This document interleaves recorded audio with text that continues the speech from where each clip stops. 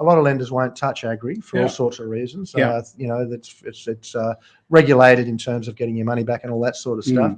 But are there certain agri sectors that you like and that you see, you know, in the context of the broader economy? I guess we're talking about, you know, obviously supply chains for food are disrupted with what's going on in Europe. Yeah. So what are you seeing and what do you like? Like I say, wheat, beef, top of the order at the moment. And we have got actually three great wheat growing areas. We've got WA, South Australia, New South Wales. You know, beef all over the country, frankly, because it moves it to fattening stations, even if it's come from the bush. And we don't see beef prices or wheat prices coming down in the short term. And most of our borrowers are transitioning, as I said, to a larger institution, and for one reason or another, coming through us.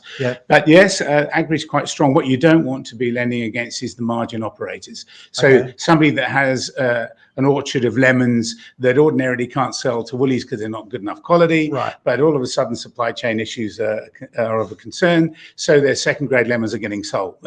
Of course, that's not going to be the case forever. So you've got to look at the longevity of the market you're dealing in.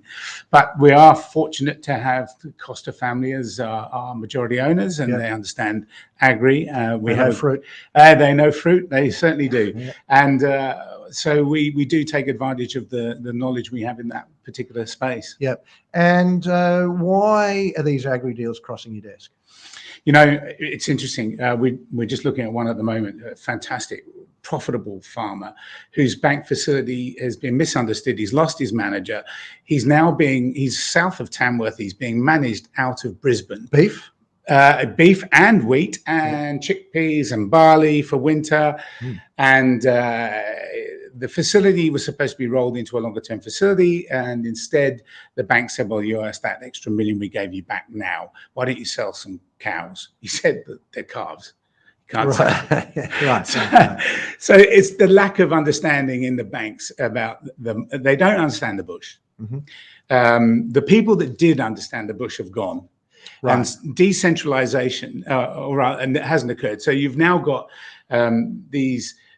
you've got 25-year-old bankers with concerns for their bonuses, with increased risk weighting being applied to agriculture at a time when agriculture in Australia is booming and where land prices have tripled. Well, the thing is, though, a lot of agriculture has been corporatized to the extent, what I mean is there's big investment in agriculture. Yeah, there's huge. I mean, you know, some of the wealthiest people in Australia, literally, you know, are invested in agriculture. So you've got the corporate ag, I guess, that are doing the big dollars. And then I guess you've got, you know, the smaller guys are being overlooked to some extent, aren't they? To a large degree, and they're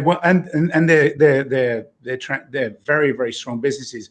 One of the things that doesn't happen here and does happen in the US is the corporatization of the land, because land values go up, you know, particularly in times where you've got poor food security. There's no transition for the younger farmers coming through. They can't buy the land, so they lease it from leasing corporations.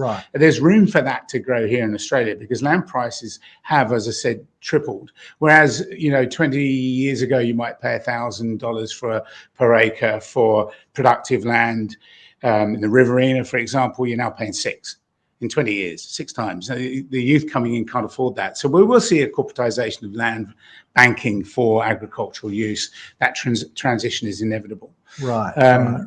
And hopefully institutions then will become the owners of that and investors in it and allow farming here to thrive. But it's not been treated well recently.